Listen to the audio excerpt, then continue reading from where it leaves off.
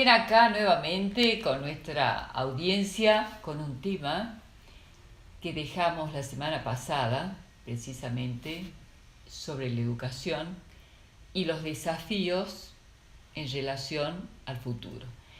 En esta presentación rápida que les hago, los temas que veníamos conversando la semana pasada tenían que ver precisamente con el cambio del rol del docente desde que la pandemia se presenta en el mundo.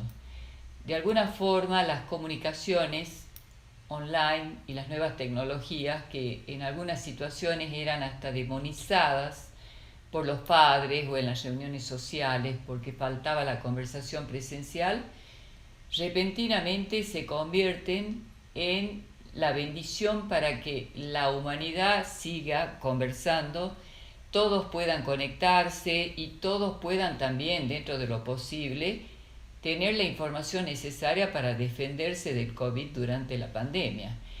Pero esto en educación no ha resuelto algunos problemas que ya eran complicados, por hacer nada más que algunas de las puntuaciones. ¿Qué pasa con los niños que no aprenden? En realidad la escuela venía siendo de familia escuela. Se había delegado en la escuela lo que antes era función de la familia. Un docente que tenía una superposición de roles como darles de comer, hacerse cargo de los problemas de violencia, los problemas de consumo, por qué este niño se dispersa y no aprende, y además ocuparse de la cuestión pedagógica. Como si fuera poco, es un niño que no hace caso, que es la queja de los padres, no cree en lo que aprende, no cree en la autoridad del docente, tampoco cree en las otras. Créanme que los ideales de autoridad que antes eran, supónganse, las autoridades presidenciales, legislativas, judiciales, hoy, a las claras, está visto que por sus acciones han dejado de ser creíbles y en todo caso despiertan un rechazo en los ciudadanos. Entonces los niños se han volcado a otro tipo de autoridad, la autoridad tecnológica, por ponerle un nombre. Va a ser el abordaje que vamos a tener hoy en relación a esta temática y cómo ponerle límites a un niño que no cree en la autoridad, porque un niño va a seguir siéndolo. Nunca estuvo tan desprotegido y sin ningún tipo de orientación como en estas épocas. El niño necesita la autoridad paterna y necesita la autoridad del docente. La cuestión es cuál es la legitimidad de esta autoridad que el niño hoy necesita para reconocerla. Nos vamos a un pequeño corte y ya volvemos con nuestras invitadas. I heard that you're settled down, that you found a girl and you're married now. I heard that Pronto los salteños vamos a ser protagonistas de un cambio histórico. El 16 de agosto, desde la Municipalidad de Salta, iniciaremos la recolección de residuos diferenciada en toda la ciudad. Empezaremos a disminuir la contaminación separando los residuos secos en cada casa. Porque más que una obligación, reducir, reutilizar y reciclar es una necesidad. Para más información sobre la separación de residuos y cronograma de recolección diferenciada, ingresa en www.municipalidadsalta.gov.ar/Salta Separa. Municipalidad de Salta. Desde el Consejo Deliberante trabajamos para brindar a los vecinos de la ciudad de Salta una mejor calidad de vida. La tarea legislativa se realiza a través de las reuniones diarias de las 14 comisiones permanentes y las especiales. En las sesiones ordinarias reciben luego sanción las iniciativas que dan respuesta a las necesidades de la comunidad. Conoce más de nuestra labor ingresando a www.cdesalta.gov.ar. Un consejo más cerca tuyo.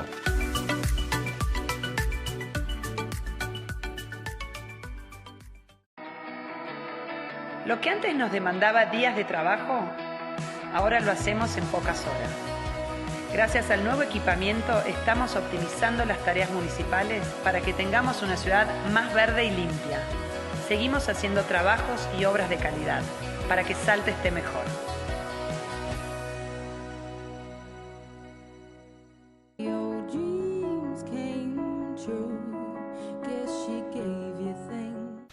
Y bien, acá ya en esta segunda parte, nuevamente con Constanza y Magdalena, Constanza Diederich, ella es vicerrectora académica de la Universidad Católica de Salta, y Magdalena Colombo, que nos acompaña con su puntuación desde las tecnologías educativas y comunicación audiovisual.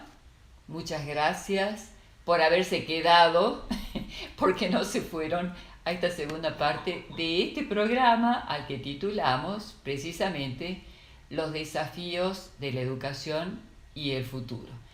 Y bien, en la primera quedamos con Magdalena, que nos hizo algunas observaciones muy interesantes en relación a cómo llevar las nuevas tecnologías, porque indudablemente el mundo ha cambiado para siempre en relación a cómo va a ser la educación y el nuevo rol que tiene actualmente un docente de primaria, secundaria, universitaria. A mí me gustaría que vos, Constanza, que estás en esta cuestión, precisamente trabajando el rol del docente, nos des tu mirada y hagas una puntuación sobre esta problemática. Adelante, Constanza, con lo tuyo. Bueno, muy interesante lo que planteó Magdalena con respecto a este divorcio que existe quizás entre la lógica que lleva adelante la escuela y lo que acontece en el mundo real, y la importancia de traer la calle, el medio, al aula, para hacerlo más atractivo y despertar de alguna manera el interés del alumno, ¿no? Lo que nosotros tenemos que tener en cuenta hoy, que algunos rasgos del aprendizaje actual, que yo creo que tenemos que considerarlos, ser conscientes, ponerlos sobre la mesa y a partir de ahí generar las propuestas, ¿no? Por un lado, nosotros tenemos que tener claro que hoy se habla de lo que se llama cognición distribuida. ¿Qué quiere decir esto? Que no está, el conocimiento está distribuido, no está solamente en el sujeto que aprende, sino que está en otros contextos, en otros soportes y en otros sujetos, ¿sí? Entonces esta es una cuestión fundamental. Hoy en día, cuando alguien quiere buscar información sobre algo, quiere aprender sobre algo, recurre a otros soportes, no aparece solamente el docente como la figura que tiene todo el conocimiento y que transmite, sino que nosotros recurrimos a diferentes fuentes. Esto es histórico, no es de ahora. Lo que pasa es que ahora hay muchas más fuentes. Nosotros antes podíamos ir a los libros, ahora puedo ir a una página web, puedo ir a un video, puedo escuchar un podcast, o sea, tengo una variedad de recursos, y esto es lo que nosotros llamamos cognición distribuida, y es como nos manejamos en la vida cotidiana. En la vida cotidiana recurrimos a estos diferentes recursos para aprender. ¿Por qué no considerarlos? Tenemos que considerarlos en la escuela, en el aula, en el trabajo con el alumno, tenemos que considerar esta variedad de recursos de aprendizaje. Y por otro lado, otra característica básica es que hoy hablamos también de lo que se llama aprendizaje ubicuo. No solamente aprendemos en el aula, aprendemos en multiplicidad de contextos reales y en multiplicidad de contextos virtuales, ¿sí? Hay diferentes escenarios para aprender, no hay un único escenario. El traer estos escenarios al aula, el vincular aquello que acontece en el aula física con aquello que acontece fuera del aula, en distintos contextos, y hacer un recorrido es una cuestión importante y que hoy se está considerando, debería considerarse en lo que es el aprendizaje escolar. Y acá sí estoy hablando no solamente, obviamente, los niveles básicos del sistema inicial, primario y medio, sino también en lo que es el aprendizaje universitario. Ahora, ¿qué pasa? Esto implica estas nuevas características de cómo aprendemos, estos nuevos escenarios de aprendizaje, traen aparejado cambios profundos en lo que es la institución, en el currículum formativo y en los docentes, ¿sí? Son tres ámbitos que implican una profunda transformación. Veamos, por ejemplo, lo que es el currículum de formación universitario. Esto implica, si yo estoy hablando de un aprendizaje ubicuo, implica que yo no solamente voy a considerar como un aprendizaje y certificar aquellos aprendizajes que se den en el contexto universitario, en el aula universitaria, sino que yo tengo que reconocer lo que acontece fuera de la universidad y valorar. Trayectos formativos previos a la universidad, esto es toda una tendencia que hay, yo tengo que poder desde la universidad valorarlos e incorporarlos a la propuesta formativa que tengo. Por otro lado, tengo que flexibilizar al interior de la institución, ¿sí? El alumno no necesariamente tiene que hacer todo su recorrido formativo dentro de la universidad, sino que también puedo parte de ese recorrido formativo de una carrera, hacerlo en otra universidad, en otra institución formadora. Y esto implica entonces mirar el currículum, tanto desde su diseño como el currículum, como aquello que acontece en la práctica, desde una mirada mucho más flexible. Segundo lugar, las instituciones tienen que transformarse. Lo del año pasado ha sido un ejemplo muy claro cómo la institución tuvo que cambiar sus modos de organización, sus procedimientos, sus procesos internos se vieron profundamente atravesados por la nueva dinámica que se venía generando en el contexto, ¿sí? Por dar simplemente un ejemplo, y saliendo de lo que es el uso de la tecnología en los procesos de enseñanza y aprendizaje, todo lo que son los procesos administrativos tuvieron que pasar por un proceso de digitalización.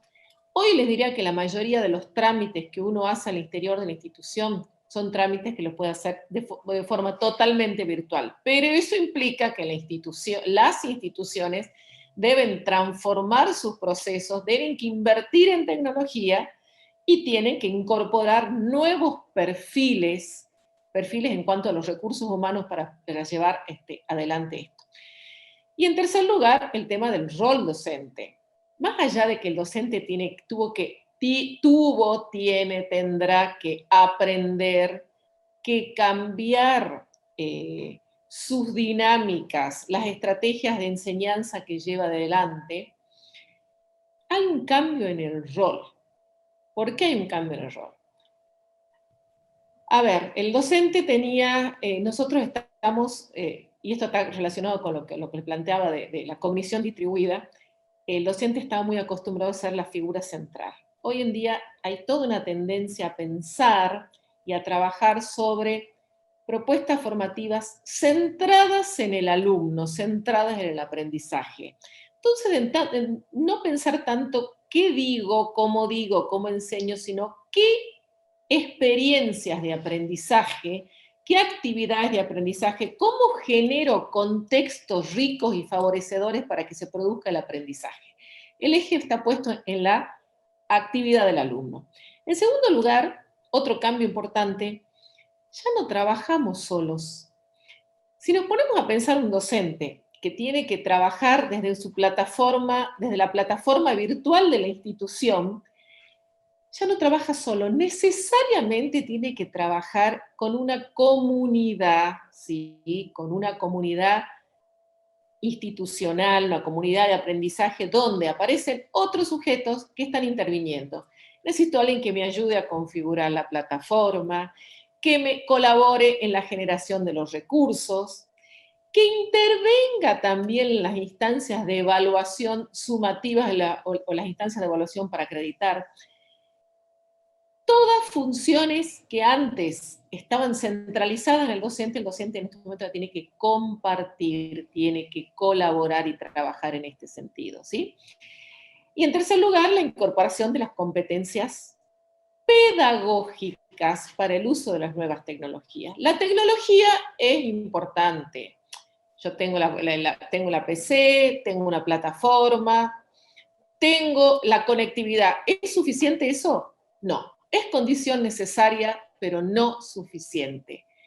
¿Cómo esta tecnología que me facilita, ¿sí? Me facilita y me propicia generar contextos de aprendizaje ricos, motivadores, pero no por sí mismo, no poseen esa característica en sí misma la tecnología. Eso es un conocimiento de tipo pedagógico, un conocimiento didáctico, que esa es la cuestión importante. ¿Cómo utilizo esta tecnología para generar estos contextos de aprendizaje?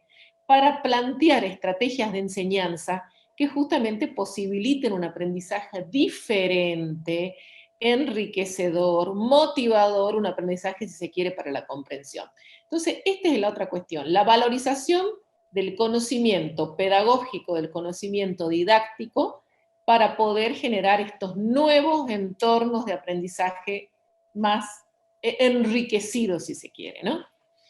Pensaba cuando te escuchaba, que fue realmente muy interesante toda tu presentación, en qué punto uno puede no perderse en relación al objetivo que ha tenido siempre la educación, que es transmitir los conocimientos y poder medir, digamos, si el alumno aprende o no aprende, porque tengo de haberte escuchado y que me pareció interesantísimo, pues estamos avanzando, te diría, casi sobre un planeta desconocido, en el sentido de que estamos aprendiendo, y mi preocupación es que en este proceso de poder abordar con las nuevas tecnologías, tampoco tenemos que perder el objetivo que sí tienen que tener las universidades, escuelas, colegios, etcétera, que es transmitir el aprendizaje en sí, los contenidos, y que el niño a su vez, el niño, adolescente, el adulto, tenga un nivel que le permita realmente responder después con las materias que corresponden, según la que haya elegido. Eso por un lado, ¿no es cierto? Y si me permiten otra puntuación, creo que con esta nueva manera de enseñar que vino para instalarse, porque también ha presentado una serie de ventajas, por ejemplo, en una encuesta que le hicimos a los chicos, hay muchos chicos que están tristes, como decía Magdalena, porque el espacio social lo han perdido, pero hay otros niños un poco más grandes que dicen, pero qué suerte que no tengo que ir a perder el tiempo en transportarme hasta el colegio porque puedo andar en bicicleta, puedo aprovechar para hacer deporte, simplemente me conecto desde mi casa. Son los chicos más grandes que ya encuentran en todo esto, y también nosotros los adultos, que podemos transportarnos a través de los océanos y hacer capacitaciones de distinta índole, ¿sí? Ahora, en relación al rol que tenía la escuela, y ese sí va a ser el problema de los estados. ¿Por qué?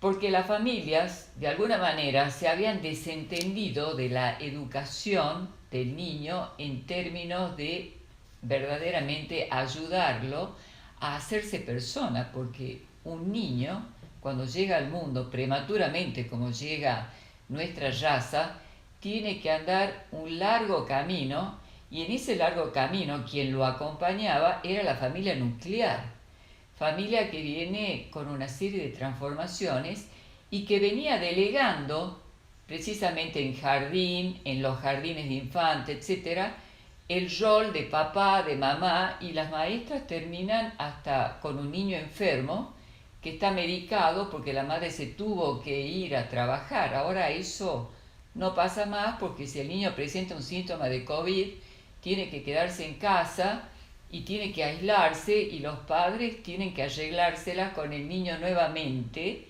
y acobijarlo en la familia como en otras eras, no sé si época, eras, porque hace años que viene pasando esto de que la escuela se convierte casi, les diría, en la nueva familia que tiene el niño, sobre todo en determinadas poblaciones.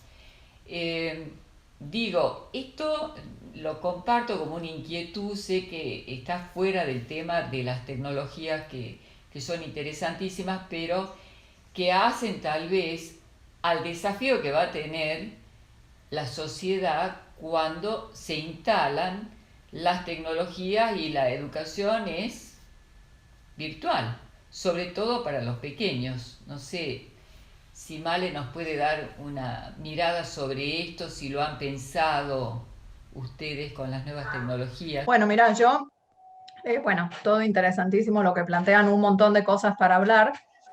Yo particularmente creo que las tecnologías nunca pueden reemplazar ese contacto directo, ese contacto cara a cara, la presencia de los cuerpos, de las miradas.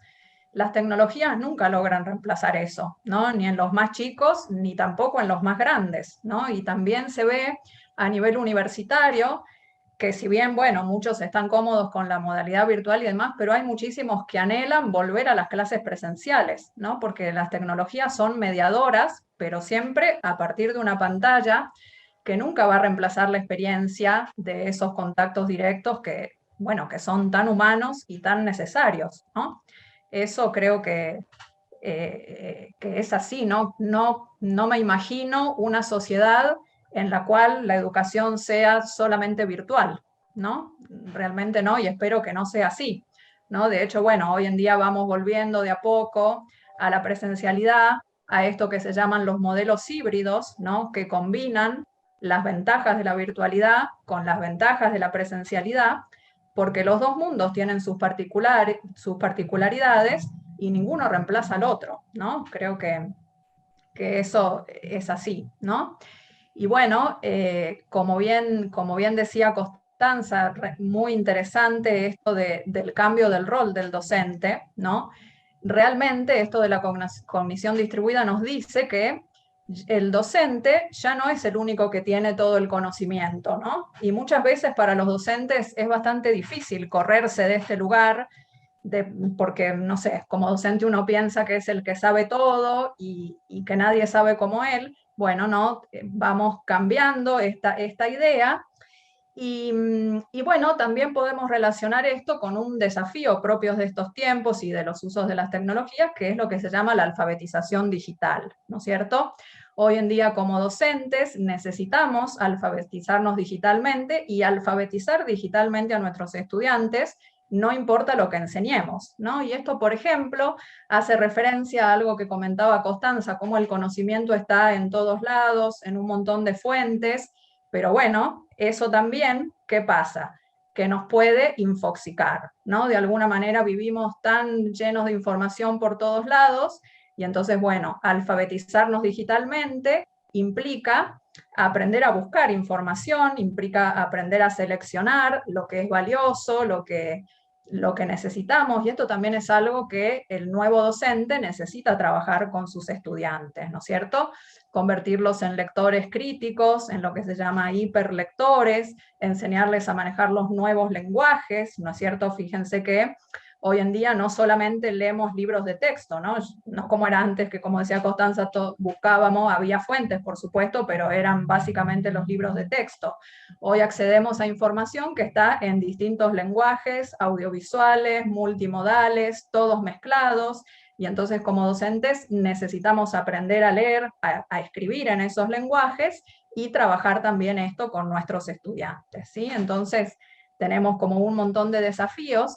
La alfabetización digital también nos prepara, ¿no? O nos concientiza también en los buenos usos de las tecnologías, ¿no? Y también en saber que hay momentos que es necesario desconectarse, ¿no? Hay un autor que hace como un elogio de la desconexión, y entonces dice, hoy en día, como ciudadanos de esta sociedad de la información, también está bueno darnos cuenta y adquirir esta habilidad de poder desconectarnos en ciertos momentos para disfrutar de otras cosas, disfrutar de la naturaleza, estar con la familia sin la mediación de la pantalla, ¿no? Todo esto se relaciona con esto que es la alfabetización digital, tan necesaria también hoy en día. Así que bueno, no sé, es mi deseo por lo menos que nunca desaparezca esa posibilidad de la educación presencial. Se nos está terminando el tiempo, pero la verdad que les dejo como asignaturas pendientes en relación a lo que me parece una preocupación que tenemos que tener. Creo que lo más duro va a ser el cambio de rol del docente como autoridad. ¿Por qué? Esto que muy bien plantearon las dos, la autoridad no circula por este docente antiguo como tampoco por estos líderes mesozoicos autoritarios, sino el saber circula por diferentes ámbitos, ahora más que nunca, pero no todos los saberes son iguales, así que es doble responsabilidad. Y la segunda, a veces hay un descreimiento en que el saber pase por las instituciones educativas, porque como prácticamente estamos inundados de saberes, todos saben, hay opinólogos en la televisión, en Wikipedia, en las redes, todos saben, pero no todos tienen legítimamente un fundamento académico, lo cual creo que a ustedes les presenta un desafío muy grande.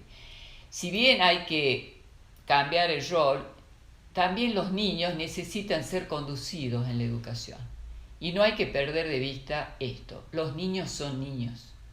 Y a los niños hay que conducirlos, porque nunca, como antes, en plena era de los derechos del niño, el niño está más solo. Nadie les pregunta, por ejemplo, cuando están conectados, con quién están conectados, no conversan con ellos, lo ven que están jugando y el niño está absolutamente solo entre las preocupaciones. Pero bueno, me queda un minutito y solamente quería agradecerles profundamente a las dos que hayan brindado este tiempo excelente de sus aportes impecables las dos. Así que las invito para otras oportunidades porque son una dupla maravillosa. Muchas gracias por su presencia. Gracias, Estela, a vos por invitarnos. Muchas Tema tan gracias. interesante. Gracias, chicas. Hasta otra oportunidad y a nuestra audiencia hasta la semana que viene. Gracias por acompañarnos.